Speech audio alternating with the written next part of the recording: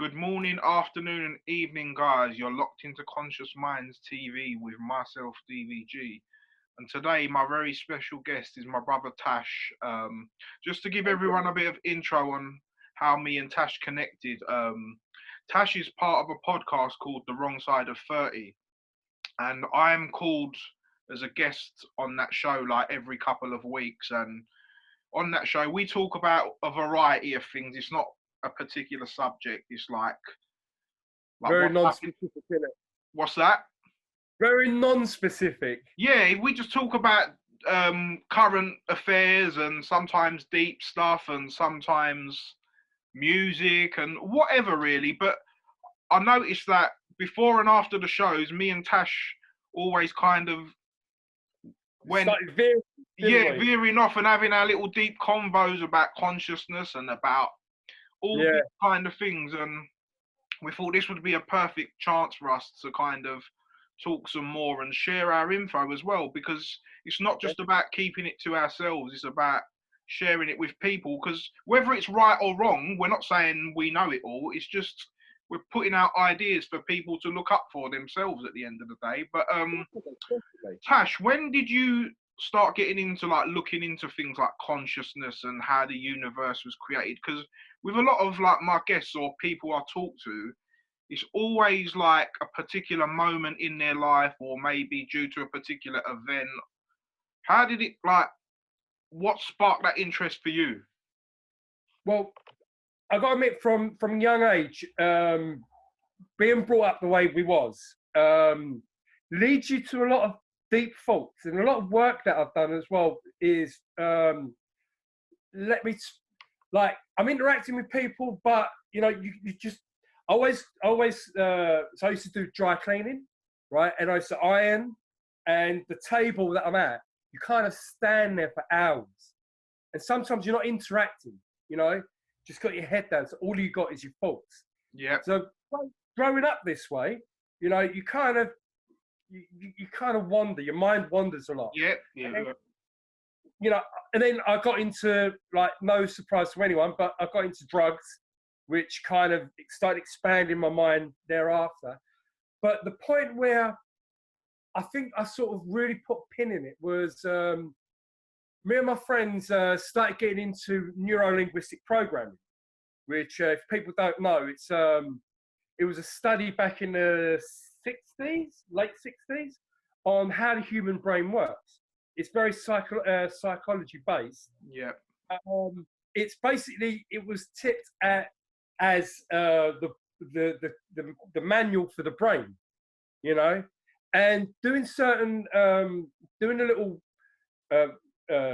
exercises that were within the book started to make me think certain ways. Yeah. A bit more, not so surface, not looking at things so on the surface, and you know, going behind the curtain kind of thing. Yeah, because you think about how abstract life is, and what reality is. You know, like this sort of, like, I think a really good TV show to highlight it is, no one's seen it, it's Peep Show. Yeah, Channel 4 run Peep Show, which is it's from the first person view. You know, and life, I think, is very much the same. Yeah. But then with these emotions and stuff which are attached to it. Yeah, it's a really good way of looking at it. Yeah, it's weird. It's weird. The whole thing's very strange, and I think anyone who questions what this is, you know, you've got to stop and think to yourself, wow, it's pretty amazing. Yeah, it is. It is amazing. It's just like when you think you found a particular thing, an answer, like there's always more to it. It's never ending really. Because, you know, like I was talking with someone, with one of my cousins, and we was talking about how they say that we can only use like 7% of our brain. Like, I don't know if you've heard that. So imagine what capacities that we have if we could activate that percentage to a higher percentage. Like, well, apparently that's apparently it's something like 25%, but you only use 25% of one section of the brain at one time. Yeah. I think we've come to this. I think it's a bit of a misnomer that people think that you only use 25% Yeah. of brain all the time. Yeah. But apparently, research has shown that it's 25% of different parts of the brain at one time. Yeah. Yeah. You know, so I think probably there's a core section that your brain sort of rotates around, maybe. You know, I'm not a neuroscientist. Yeah. I really don't know, but I've started to believe that it's a lot more than the physical part of it. Yeah. Spot on, Tash, because that's kind of what path I've been on. Like, I'm not saying like I believe in ghosts and all that, but it's very like, even when you like talk about it, it's actually based on science. It's not necessarily just spooky beliefs. You get what I mean? Because you can make analogies. It's like Graham Hancock, who we both watch, makes the analogy with the TV and the signal, where the TV won't work unless there's a signal. That signal's not a physical thing. It's like, do you get what I'm saying? It's like the TV is like what do you call it? What's the word? A receiver. Yeah, a receiver, exactly. And that's like how we are. Our bodies and our brain is the receiver. You see, now, do you believe that there's an external force or an external signal that all living things are receiving during life? It depends. You could look at it external, but someone might say we're all connected, so it's us anyway, if that makes sense. Do you get what I mean? But it just depends on what way you look at it, because you know, like there's like that really famous saying of as above, so below, or as without, so within. It's just like we are the universe and whatnot. So it just depends on like your perspective of how you see that. But I definitely think there is like, I almost feel like we live, it's a program, because we have our set seasons. Obviously they're not always identical, but there's a cycle. Do you get what I'm saying? There's a pattern, there's a program to what we are and how we do and how life goes, and there's a beginning, middle and end, and like there's definitely something there that's making that cycle. Whether what it is, I don't, obviously it's quite almost incomprehensible. Do you get what I mean? But so sometimes I think maybe we're just like, there's some guy on a computer and he's just controlling this world, and who, you know what, you think so many things, but just because you think it don't mean you're nuts. It's just, no, you're just looking at a different idea and just trying to conceptualize it, and it's deep stuff, man. Definitely. I mean, I find in my brain that every time I think I've got an answer or a eureka moment, that my brain kind of does this thing where it's like it stalls. It's almost like a car where and then no, you haven't got it. You know, because like you think if everything is atoms, yeah. If every single element of everything is like atoms, then in a way, this is like water. Yeah. That every single part of everything is made of the same thing. That's like a fractal-based universe. Is that what you're talking about? Like, yes. Like, for example, like when you get a broccoli and you snap off a piece of broccoli, it looks like the whole thing, but just a smaller version. Yes. That's what they call a fractal-based universe, basically. Yeah. So it's like we're just fractals of the whole. Like, another analogy they use is like we're like droplets from the ocean, that we separate ourselves from the ocean, but then eventually we'll mold back into the ocean. You get, the drop will go back into the hole, and that's like what they say. What if then in that analogy there's no sky for the droplet to drop through, that the droplet actually is dropping through more water. Yeah. Well, the No, air is. They say the air like gas or air is a type of hydrogen. They say as well. So, yeah, like, it just depends on which way you look at it or your understanding of things. But it's so mad you mentioned water because obviously, as you know, Tash, I've looked into like many different models of the universe. Like I've yeah, delved deep into flat Earth a lot, and I've delved deep into concave Earth and hollow, all these different theories, and they're all really interesting. And like I'd suggest for anyone, just be open to them all. Just look at them. You don't have to agree with it.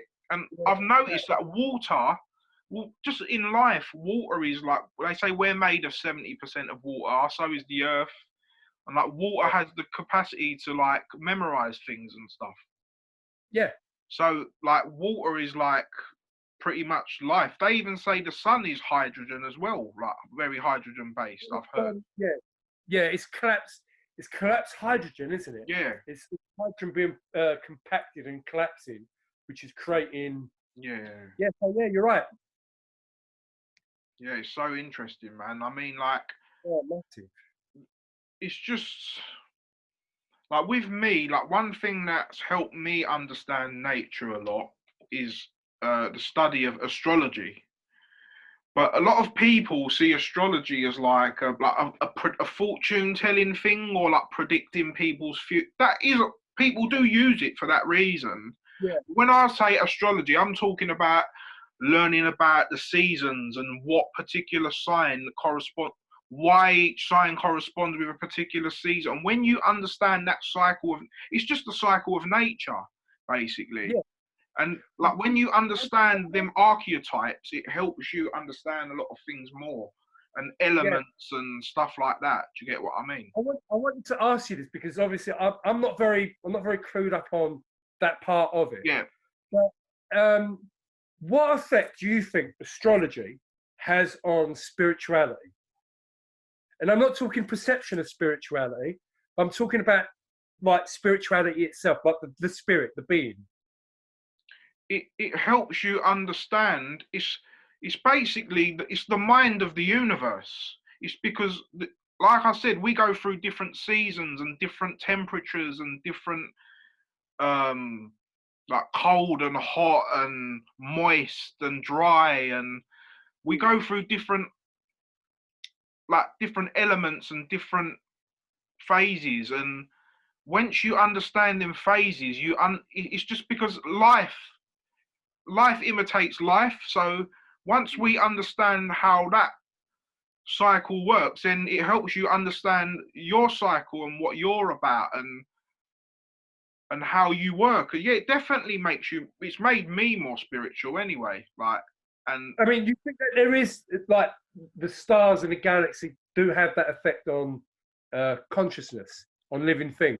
yeah, I do because it's present in nature because we see at different times of the year there are different temperatures. All that's to do is with the angle of the sun in relation to the earth. So at different times, when it's shining a different angle, it creates a different energy, and that's what Yeah. it's about. That's what I'm saying. It's scientific, but it's not explained in that way. Do you get what I mean? Do you think that that's something that the ancients, people from, because I'm a big believer that this is the second time around for human society. Yeah, You know, I believe that maybe like what Hancock was saying, like at 10. least 25 years Yeah, ago, yeah, that life had a reboot. Human life had a reboot, and I really do sign up to that idea that maybe there was societies that their science was different and their focus was different. yeah. You know, I listened to a fantastic thing today from Alan Watts, who was talking about technology nowadays, yeah, and about circuitry and the way that we're very hung up on how we believe that this is it's like an evil element that's coming, that's something that's unnatural. But in his way of thinking was that it's not that it's not unnatural. It's a reflection of our brain, like almost like doing this. Do you know that game where you go like this? Yeah. Yeah. That the brain is the core, and all we're doing is we're stacking that on top of the brain. Yeah. Technology. Yeah. Or the expansion of our mentality. You know. And I thought that was a different way of looking at it, and I thought to myself, I kind of jump onto that thing, but then I thought to myself, what if 12,000 years ago or further back, society was focused more internally? Yeah. Stuff you're talking about, stuff you're talking Really about. interesting you say this, Tash, because it makes so much sense. You know why? Because 12,000 years ago would have been the age of Leo, and Leo is the lion which rules the heart.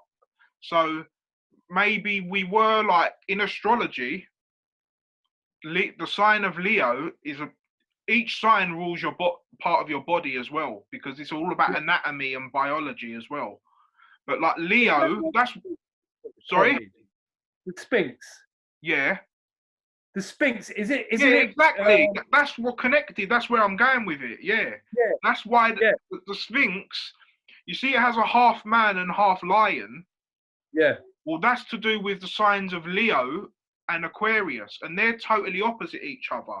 So 12,000 years ago was literally to this date, because we're about to go into the age of Aquarius, because this is why all this stuff is happening. We are literally going through one of them changes.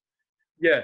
So like it's like so, but what I'm saying is because of it was in the time of Leo. Leo is about the heart. Heart is about love, and it's about, like you said, more internal stuff. So maybe that consciousness at that time, like you said, was more of an internal and a spiritual thing. Whereas now we look outside of ourselves all the time for things. Do you get what I mean? So is that like, if Leo is an internal thing, so what is Aquarius then? What Aquarius is about humanitarianism and information. Basically. Okay. It's about breaking free from norm and the normal society and boundaries and stuff like that. It's a very revolutionary sign. Which is great. I love that. It's great. So it's a good thing, maybe.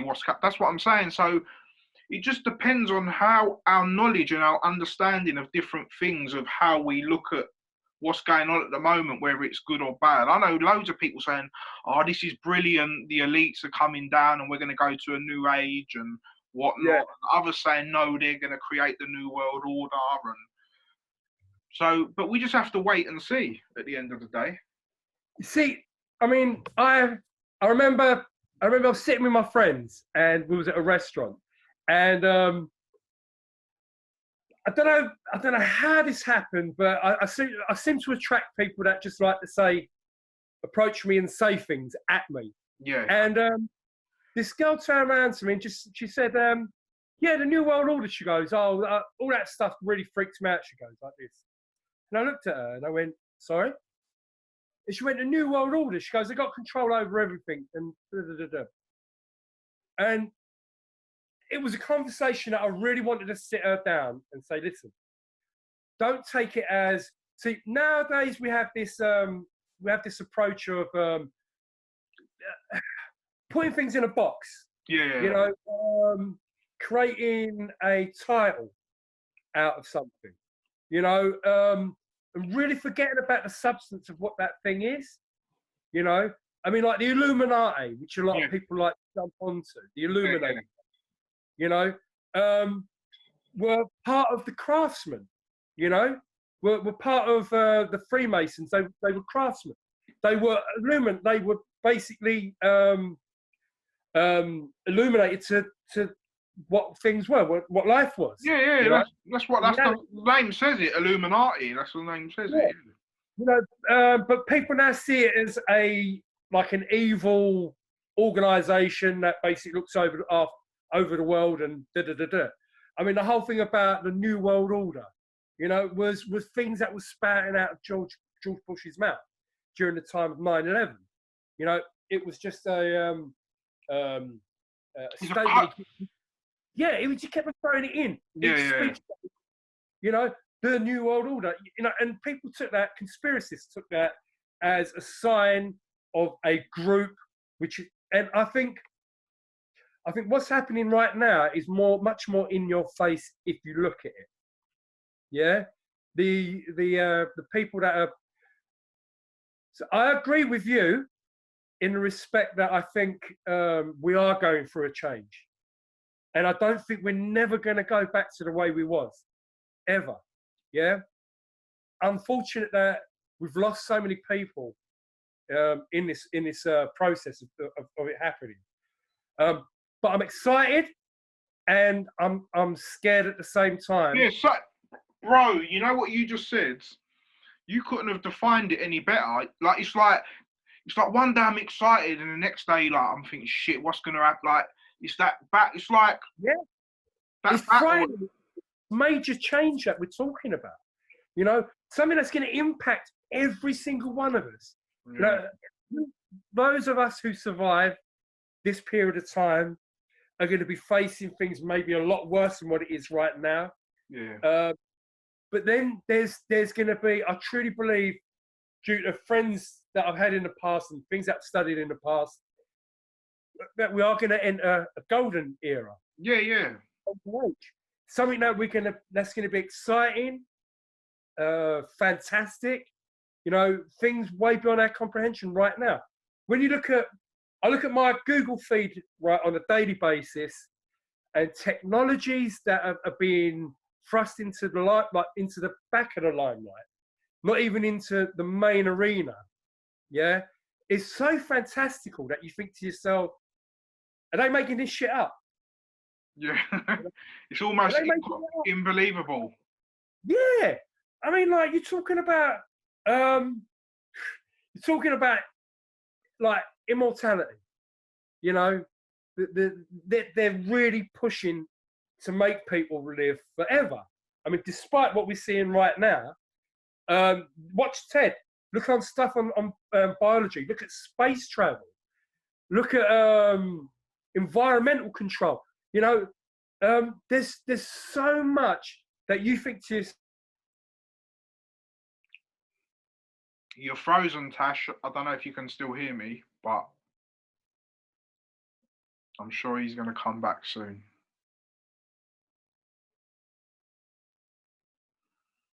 Oh, he's frozen, man.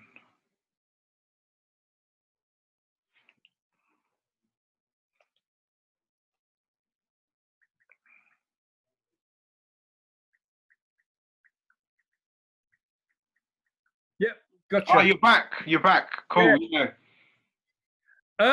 Yeah. Just there's fantastical stuff, and it was said to me years ago by a friend of mine who was a UFO investigator, and I was only 16 or 18 years old at the time, and he said to me that he had meetings with people from the American government because he had been so deep in.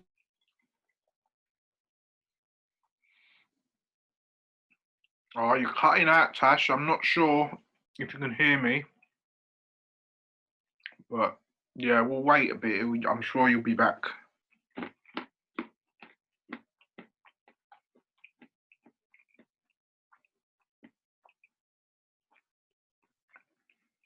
Yeah, you're back. Yeah, you were saying. You were saying that you had a friend and you had meetings with people from the American military defense, and he turned around and said that, and I always believed it to be because I believed what he said to me was a reflection on the economy crash that we had thereafter. But now I'm starting to think of it must be about this era now. But he said to me, don't worry about things like UFOs. He goes, they're not our concern. And he goes, they're not going to affect us. He goes, the people to worry about are the people within governments and control. And he goes, and people are going to suffer until that point, but we're going to be hitting the golden age, he said. Yeah, and that term, the golden age, seems all of a sudden in media springing up here and now, and that's freaking me out. Yeah. That's freaking me out. You know. Yeah, because it's interesting. I've looked into all the ages and stuff because they say that like the whole cycle of the ages is 24,000 years, and each cycle is like 6,000 years old. So you got the golden age, the silver age, the bronze age, and the iron age. So we've been in the iron age for 6,000 years. So now we're slowly going back up towards the bronze. Really? Yeah, from my understanding. So we So are, huh? What does it mean? It means that consciousness is raising, because what they say is when you're in the golden age, human consciousness is vibrating like 100%, then 75, then 50, then 25. So they're saying we've been at like 25. You know, you said 25% anyway earlier. Yeah. So the iron age, human consciousness is at 25%. They say this is why we sometimes do like the cruel things we do, is because we're resonating at a low frequency, and the earth is currently updating, which some people think this is another reason why a lot of people are dying, is because their body may be so acidic that it's not kind of correlating with the current update or whatever, and this is why a lot of people could be going at this time. It's almost like an update. It's crazy, you know. I think to myself, like, if most people nowadays, because of what's going on, being locked in their own homes, got to be self-reflective at the moment. Of course, you know? Man. Everyone, even if you're not a deep person, I'm sure you'd be. Yeah. And I think maybe that's just gonna fuel it, you know. Inevitably, people now are thinking very differently about society and how to interact. And you know, I've been very dubious on whether, as a species, we're gonna our humanity is gonna raise. You know, whether us as a species are gonna start realizing that, you know, it's not about stepping on each other to get up to where we want to get to, but there's a bit of humanity there that we need to really concentrate on instead. I hope, I was dubious, but I don't know. It's like we were saying earlier on. Some days I think to myself, yeah, I think this is having a positive effect. Some days I don't. I think maybe it isn't. You know, maybe sometimes I think to myself, I think people are still arseholes. You know. I mean, I know what you mean. It's like some days you have hope, and then other days you don't, because you've seen some horrible news or some annoying, or someone's been a prick, like you said. Totally. But I think that's life in general. But hopefully we can balance that out to that happening less, kind of thing, if that makes sense. But don't you think in the last at least 10 years we've been very low in our spirituality, in our ethics, in our... I'll say, no, let me go 20 years. I think as a species, I think we've been neglecting the planet, neglecting each other. You know, I think we've been spiteful to each other. I don't think we've been I think we've been resonating at a very low frequency. Definitely. You know, maybe we have hit the bottom now. And this is like back up. I really don't know. I think that's... You know, you were talking about technology earlier, Tash. Yeah. Do you think the influence of technology has influenced that, of what you just said? Yeah. We spoke about that on the Wrong Side of 30 podcast. Do you remember about how, like, due to technology, it's like everything's so easy that we don't put no effort into working things out or writing things down. Everything's just so easy, and maybe that is why we've become a bit of a me, it's easy, I don't need other people kind of thing. I don't know, like, think about the 80s. During the 80s, it was the core of that. That's when that was really the yuppie type of thing was really pushed, you know, and it was me, it was expense of wealth, and, you know, fuck the next person, you know, and that whole kind of thing. listen to a lot of Pink Floyd tracks. You know, they emphasise the way that was a mentality then. You know, and I think technology has brought more information. Yeah, And with more definitely. information, has broadened the mind. I think it's maybe counterproductive to the system. Yeah, You know, I believe that the system wants to. That's why I think there's such big control over information. yeah, definitely. You know, yeah, they're trying to because they know that the brain and the mind is working a particular way, expanding due to the information that it's trying to soak in. So yeah, they're trying to form that, you know, and I think another type of control. Yeah, man, it's so interesting you said the 80s, because even me, like I was born like in the early 80s, so I don't remember the 80s, but just from looking at music videos and films and that, it's weird. It's like the 70s had and 60s had a very like earthy, more natural like look with the colours. It was a bit hippie, but then as soon as the 80s come, it just literally that synthy technological sound came in. It was almost like an invasion of a new spirit kind of thing. It was weird. Yeah, definitely. Very the whole electronic. Yeah, very electronic, isn't it? Yeah, you know, and you think like though the technology, I believe, and I could be wrong here, but all of this changed after the Second World War. Yeah. You know, all of this change has come. This is all a knock-on effect. I don't think the war's ever finished. Yeah, because every war on the planet now, you can sort of go back to the Second World War. Exactly. You know, and I believe that's quite a defining moment now. Do you know what, Tash? That's so interesting you bring that up, because I know that Hitler and the Nazi and the SS, they went to Antarctica in the Second World War, and they were like underground build, like, because they were proper technology freaks and all that. And I think like, because apparently Nazis, the Nazi leader got captured by the Americans, and they used him as like the main scientist in NASA. Talking about things. What's his name? Van. Oh, I forgot his name. I'll find his name. I'll tell you. I know about Van. What's his name again? Yeah. All right, I'll tell you right now. I know the dude you're talking about. It was called Operation Paperclip.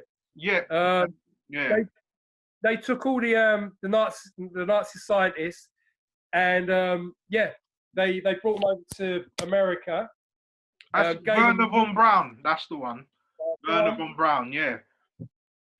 They gave them immunity, and you know that's where they well shit. I mean, if you watch, there was a documentary about I think it was called Hunting Hitler, and check out, really good documentary. But they were hunting there was a theory that Hitler actually left Germany.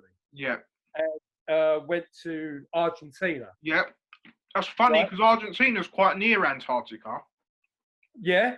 Yeah. Right. So basically, what they were talking about was photographs of the last days when everyone came in. The strip in Berlin where you got lampposts were cut, and they reckon it was to get an airplane off. And he went to Antarctica. What we wasn't aware of is, while all this was going on, that Germany was trying to import heavy water to Finland. Yeah, and we're on the cusp of creating a nuclear generator.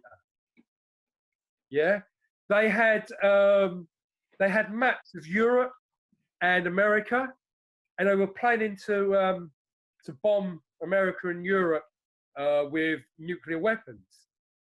Yeah, and if things didn't work out, that they would go to Argentina, they would develop these weapons, and then, in spite of the Allies, that they would bomb these countries.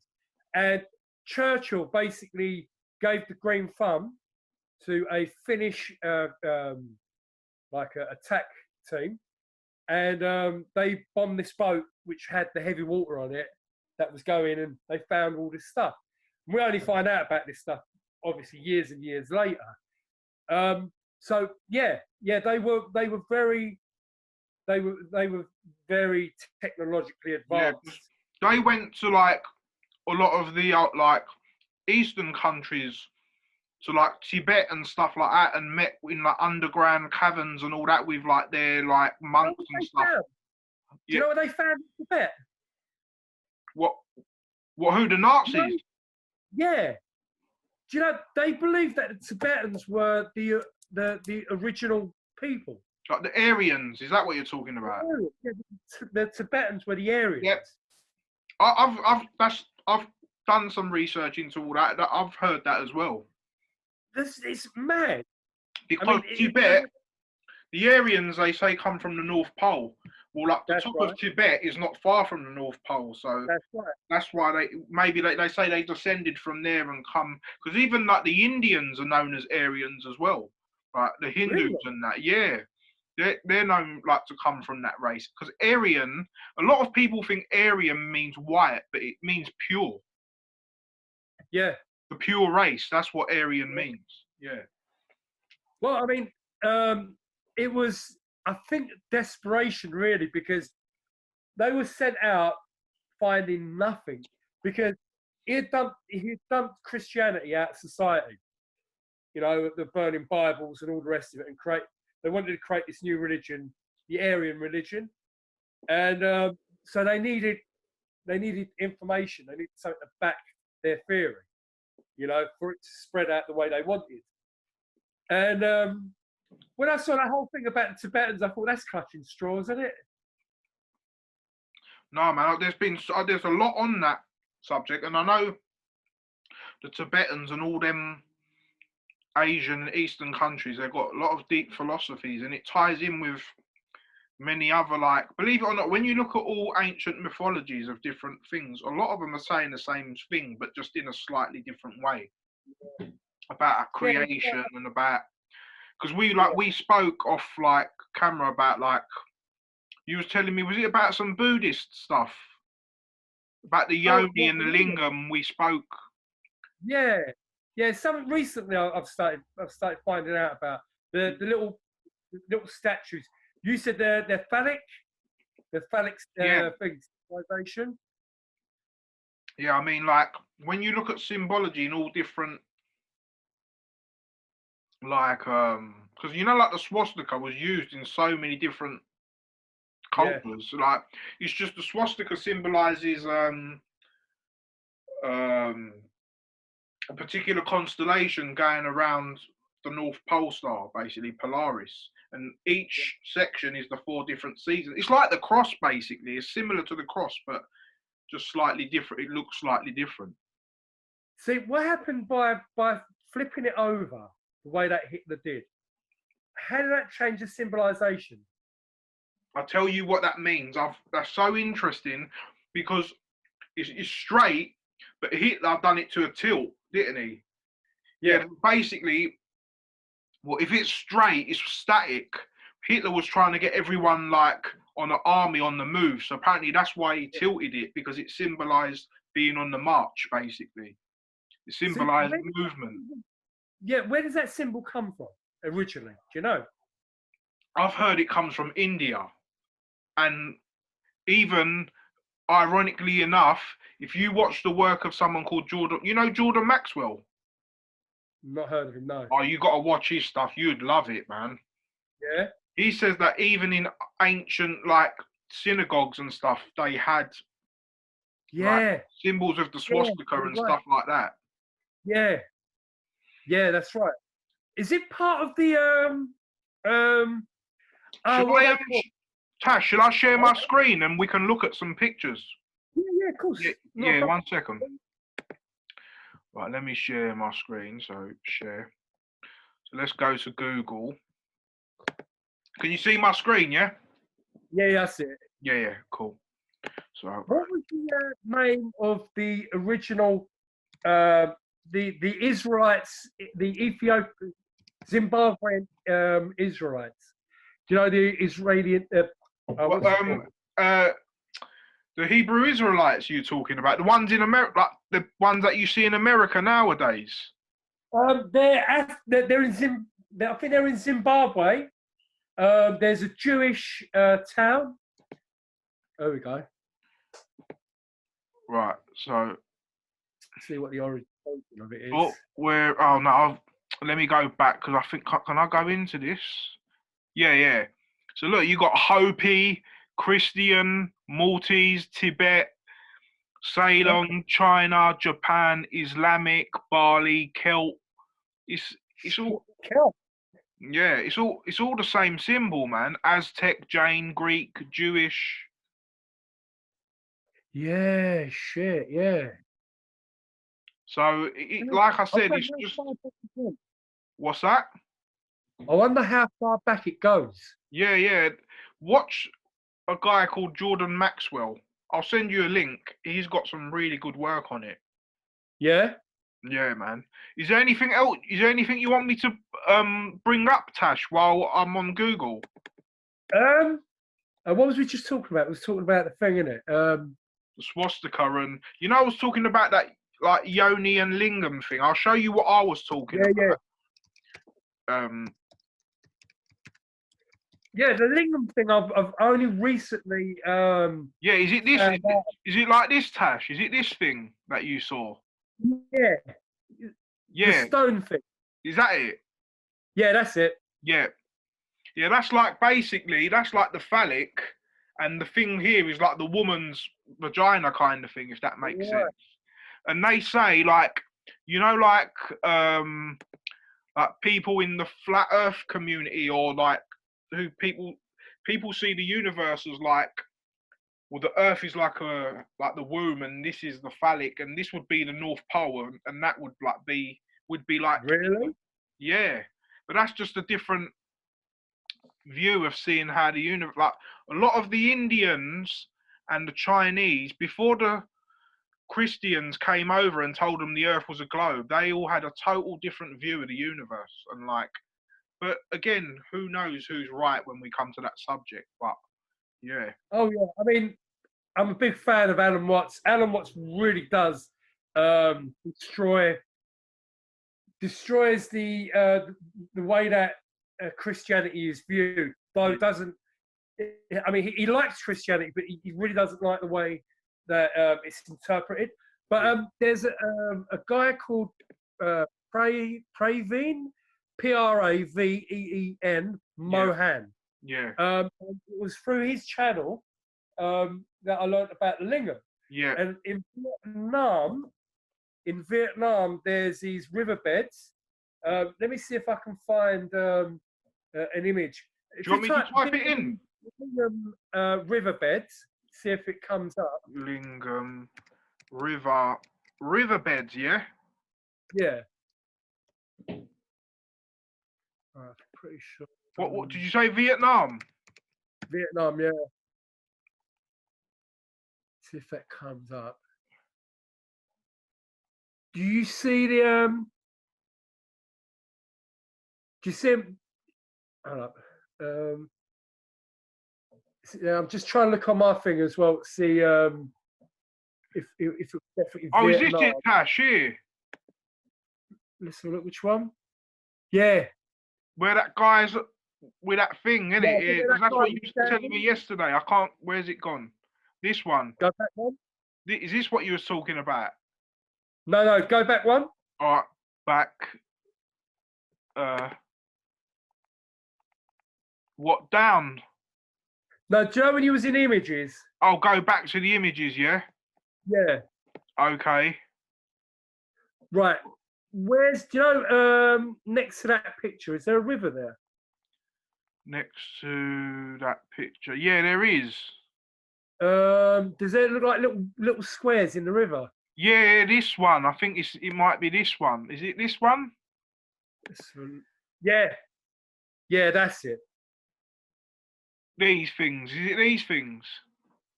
I think. Do you know it's going to be the picture of the little ones. Okay. Keep on going. This one. Like that one. That's it. Right there. Right. If there's a way of expanding it, each one of those little squares Yeah. apparently aluminum. And A if you what? notice right in the middle of that picture, Yeah. there's like a square, Yeah. and that was aluminum as well. That was what? That's a lingam as well, Oh, right. Okay. right? Apparently, I didn't quite understand it, so if anyone's watching this that understands it better than what I do, but if you notice, there's 1, 2, 3, 4, 5 Yep. round objects within inside. Yep. Now, apparently, this was created so when the river flows over this whole thing, and all of this is a lot bigger, and all them little them circles that you see were lingams as well. Yep. They were all apparently they used to resonate energy, and as the river flows over them, would go down to the valley down below, and would fertilize like crops Oh, wow. yeah, it would make people better and they're more healthy and all the rest of it. Yeah, there's like a spiritual thing behind it, like a healing process, basically.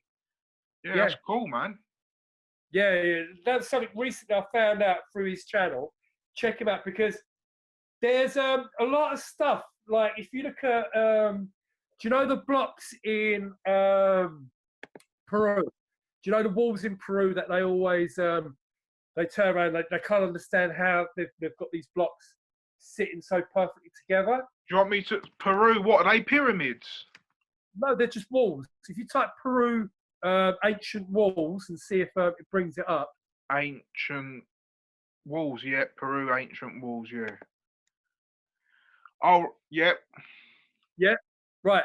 Wow. So, yeah, no, I always thought to myself, how can you cut rock in this fashion? And the way that you can't even slide a bit of paper between them. Yeah. Now, they're suggesting that they've somehow, in the ancient world, learned how to liquidize rock, right? And to form rock, you know?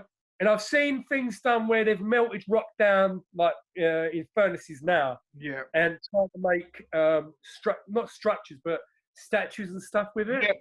Yeah. And you think to yourself, how difficult it looks now for them to have the technology to do it at that level. Yeah.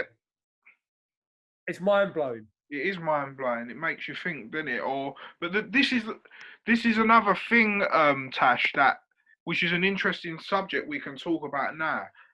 And we spoke about this on Wrong Side of 30 about how we always have this perception that back in the day that they were stupid or they didn't have technology. But I've come across research that it was actually the opposite, whereas they lived in a more golden age and they did things in a different way and they did have the technology to do. Because if you looked into the whole like mud flood, like the mud flood topic and like Tartaria, and there was a great empire of Tartaria and stuff like that.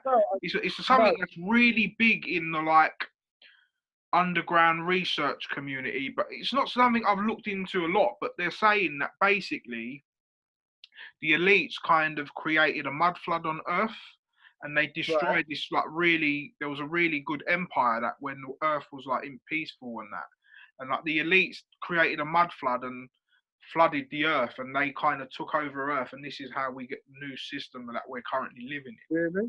But yeah, it's a deep subject, but I haven't looked into it properly. What was the name of the thing? The society? The Tartarian Empire. Okay. What?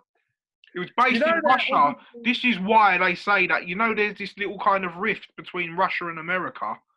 They say it stems back from this kind of event because Tartaria was based in Russia, but they were supposed to be like a really good empire, like helping society and stuff like that. But I've not looked into it too deeply. Do you know about the Dionovans? The Dionovans, I think they were. The Dionovans, I think they were called. They were like, do you know, across Europe and Africa, there's a lot of Neanderthal and Homo erectus skeletons. skeletons and stuff, right? And in Siberia, they found these massive walls, right? And these the skeletons of these people who, if you ever watched wrestling, American wrestling? Yeah, but when I was younger, yeah. Yeah. Do you remember there was a guy called the Great Khali? But I don't, man. Right, the Great Khali, huge, 7'4" or whatever the fuck he is. Yeah. They said he was.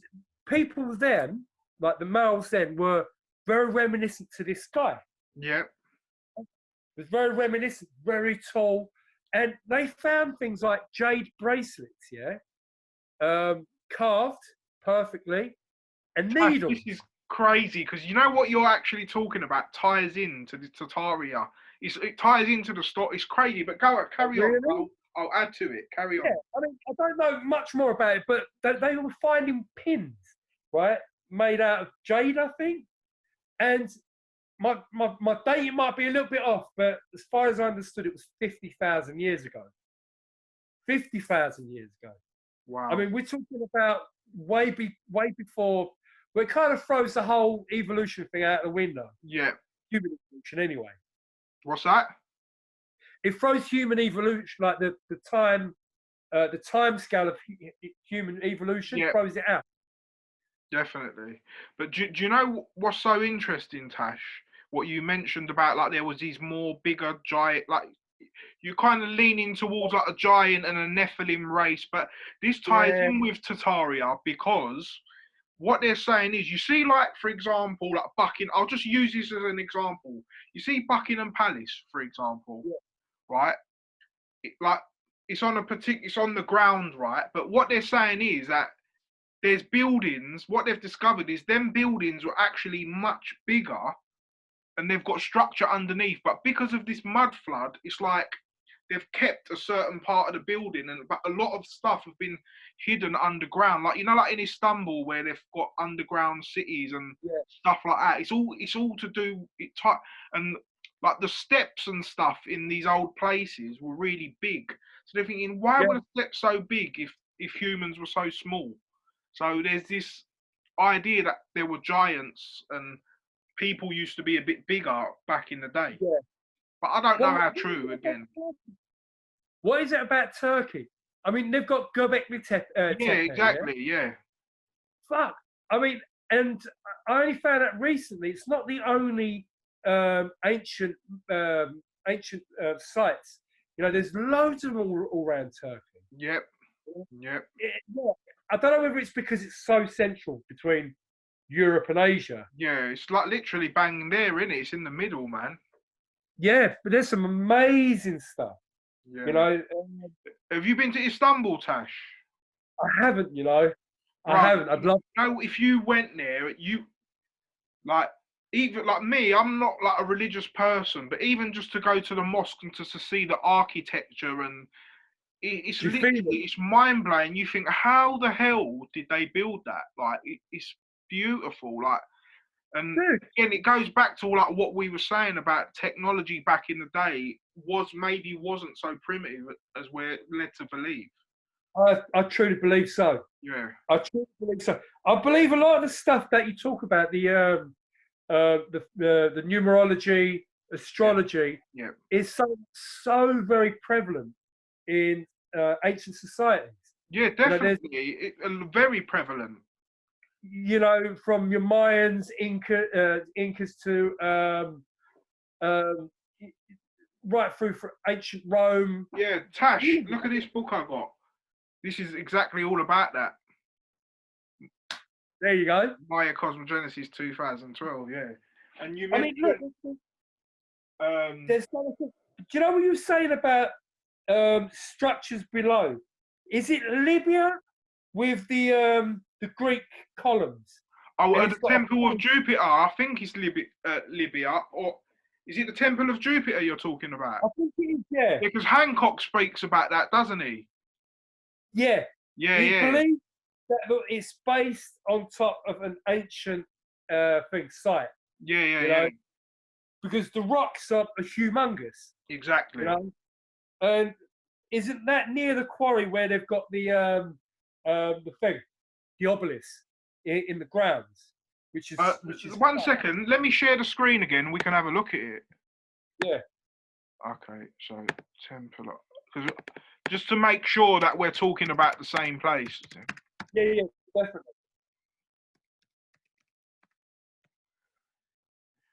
Is it these you're talking about, Tash? Yeah. Yeah. That's it. Yeah. That's what I was thinking about. Yeah.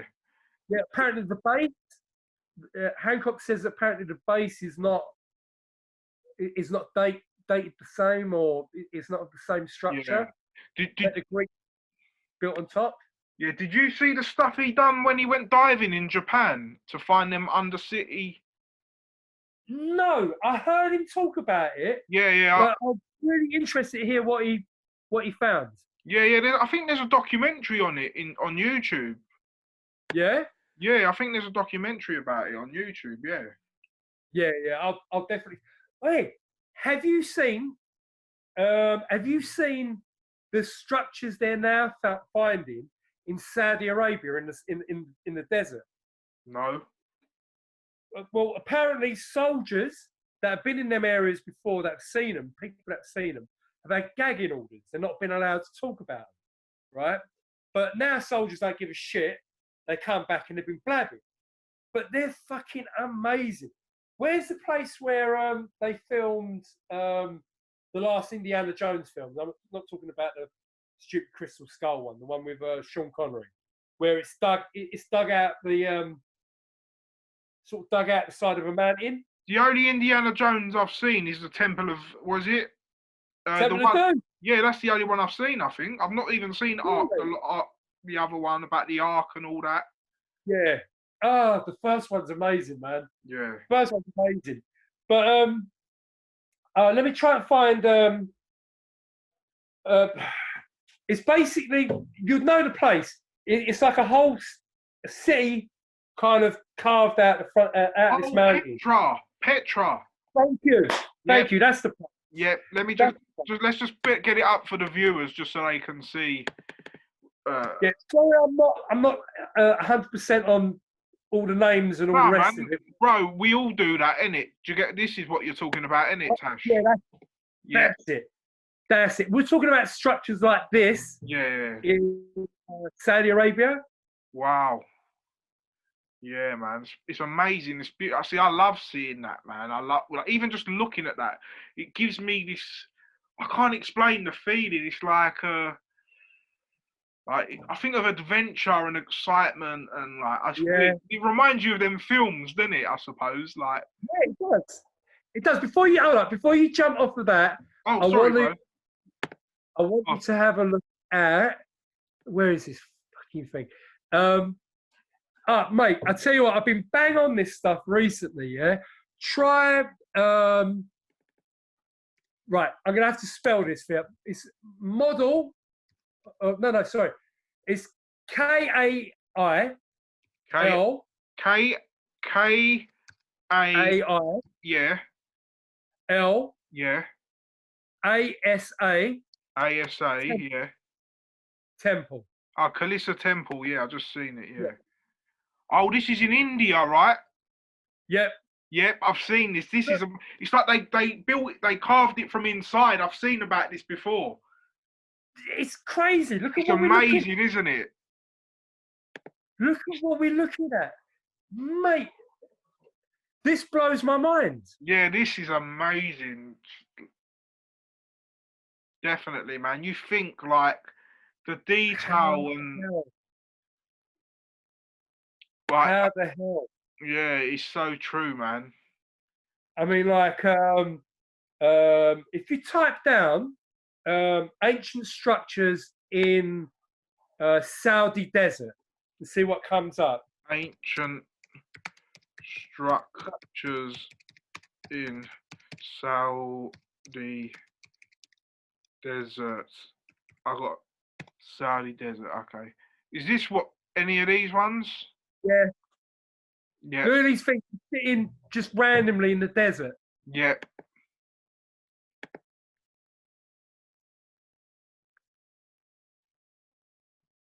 Wow. Yeah. Oh, got it. Okay. Get lost. Yeah. There we go. Yeah. Wow, man. Look at that. Yeah, man. That's what I'm saying. Like, is it, the look of it is interesting in itself, but what it actually symbolizes and why it was put there and who put it there and why, like, there's Yeah, so much mystery behind it. Do you get what I mean? definitely. I mean, there's the again. I'm going to credit all of this what I'm talking about to this Praveen Mohan guy that I've been watching recently. Yeah. But when he was talking about the I think it's Vietnamese or from Singapore, I think it's Vietnamese temple. There was doorways with no doors, carved out of the walls, you know, almost symbolizing that there was an entrance to somewhere else. Yeah. It was a symbolization of a door, Yeah. Yeah, Matt. Here's another one, man.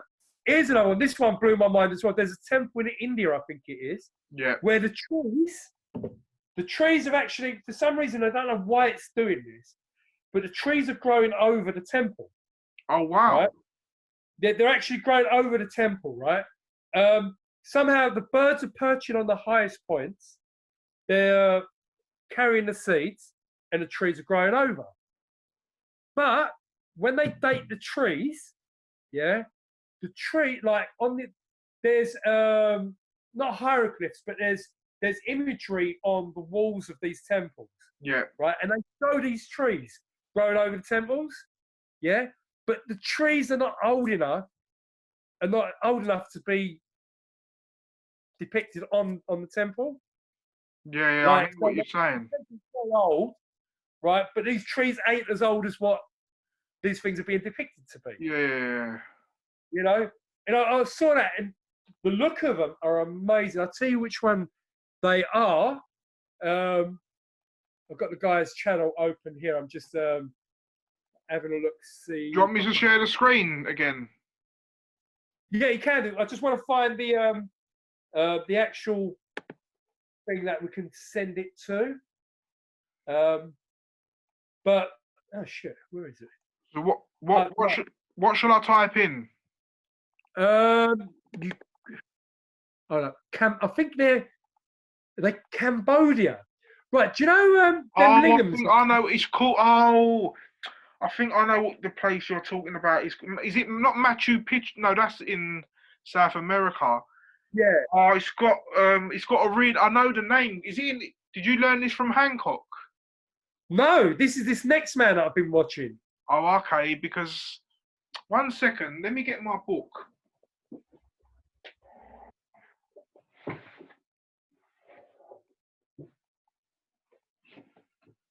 Trying to find it, man. It's really interesting. I really got stuck into it recently.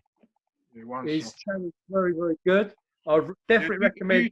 I got this is Graham Hancock's book, isn't it? Lovely, yeah. Yeah, I got it. I got it signed as well. Really? Yeah. I can imagine. Is he quite quirky? Yeah, he was a cool guy, but yeah, he was a nice bloke, man. He was very humble, he was just a nice guy, man. Yeah, I can imagine. But I can imagine. Yeah. Oh, I'm trying to. Oh, is it Gunung Padang? So is it a place something called Gunung Padang or something? It might be. Check it out on the thing. Have a look. Yeah. Have a look. See if it is. Yeah. 1 second. Oh, mate, crazy, and beautiful. Very beautiful. Right. It's right. Where the hell is this place, man? Right. I found the what's it? Right. 1 second. Cambodia. Ancient. Is it this place? No. No.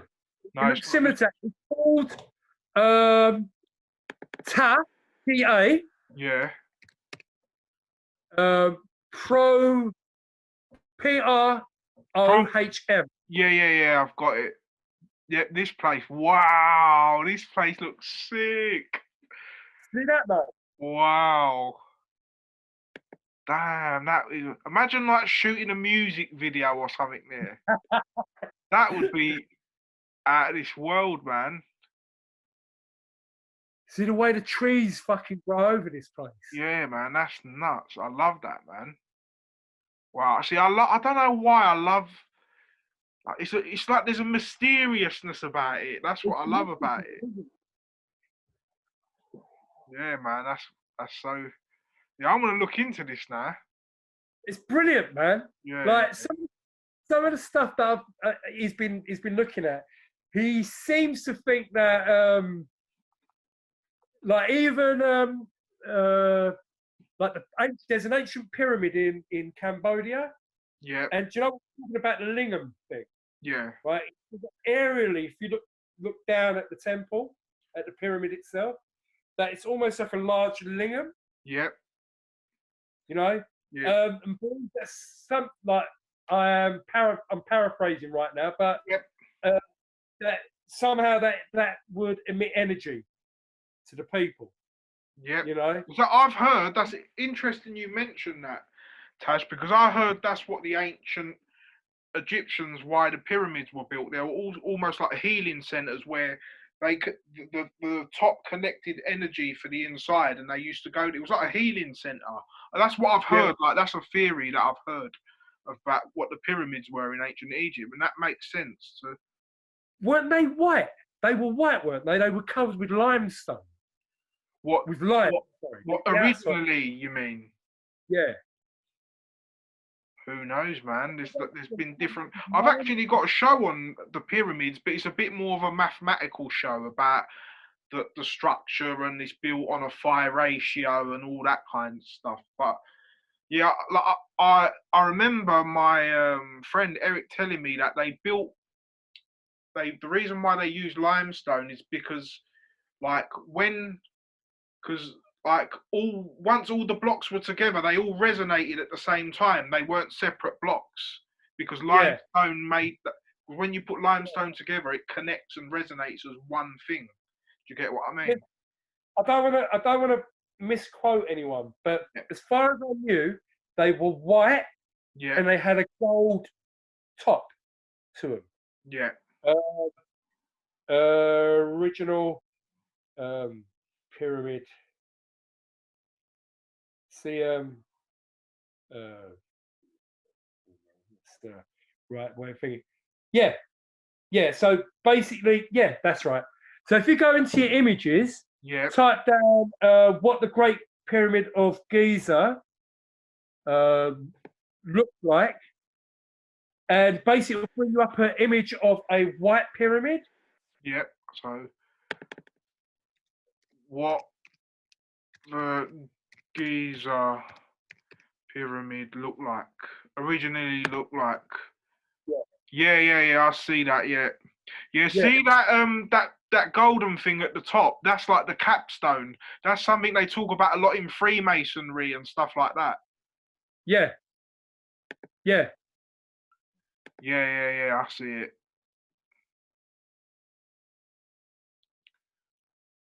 There we go. Ah, yeah. There we go. Yeah, and they suspect now. If you think right, they were talking that's how it looked. Yeah, you had water much closer to where the pyramid was. Yeah. The river and everything. So I would kind of, at a guess, imagine that was probably a lot less dry looking around it. Yeah, possibly. Yeah, and there was probably quite a lot of trees and this and that around it. It must have been such a spectacle to see. Yeah, definitely, man. But like, it's weird. Like, see, we've like that's why it's such a fascinating subject, because it's like it's another thing that I read is that the reason why like we like these kind of shapes and like certain, you know, like in geometry you have certain shapes. You said Yeah. like someone was explaining that like deep within our spiritual like psyches, like their shapes we resonate with them shapes because we know like there's certain building blocks of life and energy, like deep within our subconscious they say that we resonate with them type of shapes naturally, but because it connects with like creation and certain elements and stuff like that. With your knowledge of astrology and numerology, Yeah, right? If, say, for instance, you worked for a building company, yeah. right? Someone said to you, build a monument, crack on, do it the way you want. Now, would you at any point think to yourself that you would use astrology and numerology to construct a structure? You could. Mm, Well, you could, but do you think that would be the first place that your mind would go? no, because you see, like Freemasonry, like masonry is about building, isn't it? Basically, Yeah. technically. So like, it's just like knowing the building blocks of life, like knowing that you got to make a foundation first, and I guess it ties into it a bit. But It's very deep, isn't it, for a structure? what, I mean, like you mean? What you mean the pyramid and stuff? Like, yeah, it is very deep. Like the measurements and stuff and how it resonates and because, like I said, like because a temple, like they say, like before, like we got like indoctrinated with religions, they say like all the old churches and all these old temples were, like I said, like places of healing because they were built in a certain way and with certain mathematical sums they create a certain resonance or a certain yeah, frequency which is like for healing power and like I said stuff like that. So definitely like science plays a part into it, but like I mean in terms of the stars, like they say that the Giza plateau or the three pyramids are like aligned with Orion's belt, you know, the star. So this is what ties into what you were saying earlier about how maybe the ancient cultures were more in touch with the heavens than we were. Do you get what I mean? And they used to connect with it in a maybe in a different way, or they had knowledge. Maybe they had more knowledge about how it works than we do. Maybe that's why we can't grasp it fully. what do you know about the Rainbow Bridge, the Indian Rainbow Bridge? Yeah, it's the same as the Bifrost Bridge in the Norse mythology. Yeah, That's right. yeah, That's right. You know, when I heard about it, I thought to myself, if like I'm a true, I've really come around to the thought of um, consciousness and everything that we live in being, or everything that we live in emanates from consciousness. yeah, That the Big Bang, to me, in the way that I think, um, is was the first thought. yeah. Was when consciousness woke, was when everything became. Can I quickly interject? Well, okay, Well, the first sign in astrology is the sign of Aries, right? right, And Aries is a fire sign. So it starts with a bang. And Aries right, is ruled by Mars, and then people are very explosive. So you see how the archetype of astrology is, plays into that of the Big yeah, Bang as well, because the first energy when the cycle of nature starts is bang, it's spring, the first month. yeah, So spring in itself is like a symbolization of the Big Bang, but it just depends on the. Some people might not see it as a Big Bang, but again, I understand the analogy of what it means because you know, like we was talking about the Taurus field earlier. Well, the Taurus field yeah, yeah, opens like that, so it's like a bang almost. So yeah. it just might be a miss. It might be a clever use of words. It might not necessarily mean it was a big bang, but it might all mean it's metaphorical, if that makes sense. Well, isn't it in the Bible in Genesis that it says at the beginning was the Word and the Word was Jehovah?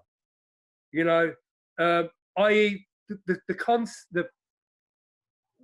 the thought or the acknowledgement or the actual conceiving God was the beginning of everything. Yeah. Well, I thought to myself, well, why can't that just be conscious, sort of like a way of telling us that at the very beginning was thought, but was consciousness itself? Yeah, that is it, because everything starts from an idea. Even when just say we want to create something, we think of it before we do it. Do you get what I mean? Yeah, I mean, I find it really hard sometimes to try to explain that, like, everything around us, even what we're doing now, you know, all this man-made stuff we've got around us, it is. I was watching a guy on Joe Rogan. He really, I love the way he put it. But he said everything that you perceive in your mind, yeah, is projected into the world. Yeah. You know, like the controller here was a thought. Of It was course. created in the mind and now is in the Yeah, world. exactly. Yeah, everything starts as an idea, essentially, doesn't it? And I thought to myself, why can't, like, the idea that maybe the whole universe, stars and planets and, you know, the infinite universe actually is just born of consciousness. Yeah, it is. It's like, because they say we're like, maybe, you see how we have like so many individual little thoughts and so many little subconscious thoughts. Well, we could just think of it as like, I'm not saying we're living in a person, but you could think of it as like us individually are like each little thought of the whole thing. Do you get what I'm saying? Of Yeah. the whole universe, and we're just all connected somehow, but we're individuated as well. But it's like a net where we're all connected. Well, do you know, things really messing up mainstream science is quantum science is really, I found, messing with the whole ideas that we've been that's sort of been thrust upon us over these years. You know, like with the fact that, like, the many worlds theory. Don't know if you've heard of it. What's that? You know, basically that that space and time is so infinite that the variations out there, because it's infinite, would mean that like, say for instance, even now, me and you having this conversation, Yeah. there will be infinite variations of this conversation. You know, Between me and you, or between other people? You mean? Between me and you, between other people. Yeah. So this conversation is happening somewhere else right now. Yeah. Is what you? Yeah. I would believe that. You know, because there's so many variations. It's so infinite, in its true sense of infinity, that every possible variation of every single. But saying that, what if it is only me and you? How about if it's only me? Or how about it's only you? And we're just all imagining everything, and everything's made up. Yeah. Who knows, bruv? Who knows? Do you get what I mean? It's a crazy one, man. I think that's why some people become schizophrenic. You know that? Yeah, of course. They break that point, and I watched DMT, the spirit molecule, and listening to some of these hippies that were intravenously given DMT straight into the bloodstream, and they reckon that they had in their mind 1,000-year trips, and you know, they explored the universe and creation, and in such vivid detail, you know, and I think sometimes that maybe that's the Rainbow Bridge. Yeah, that is the Rainbow Bridge. That's how I see it as well. It's because it's like it's a bridge to a different dimension, basically. It's like we're caught in between two worlds almost. It's like, yeah, I see that, definitely. because that ties in a lot into a lot of stuff I've looked into in the past and stuff. So yeah, Yeah, man, definitely. man. That's why, like, even like when we have a bun or whatever, I feel like we can kind of tap into that slightly. Yeah. Whereas like ayahuasca and mushrooms, like, is the Oh, proper trip. yeah. Do you get what I mean? Yeah. I mean, I think with cannabis, because problem with cannabis is that, especially mainstream cannabis nowadays, has become very diluted with chemicals. I mean, it's not naturally grown. It's with hydroponics and all the rest of it. They fill it with chemicals, and I think that's probably why when people smoke it, you're not hitting that, but smokes maybe more the natural stuff, and then it might give you a bit more of that hype. But Yeah. then again, we kind of just get really used to it, don't we? And we don't have them same feelings. Yeah. You know. But yeah, just want to say, Tash, thanks for joining me today, man. We've had a sick conversation, man, and yeah. Yeah. Is there any info you want to let my listeners know, like where they can check you out, or check us out on Wrong Side of 30. We're on YouTube, Instagram, Facebook. Give us a little view. It's mainly about just banter, and we go into such random fields of topics, and Mem's part of it as well. And yeah, come drop us a like, have a look, see if you like what we're doing, and yeah, peace and love to everyone. Hopefully everyone's well and continues to be. And yeah, thanks for having us on your channel as well, man. Yeah, no problem, man. I'm sure we'll do it again Definitely. sometime soon. And yeah, man, it's been good talking. Yeah, Cool, man. Peace, Tash.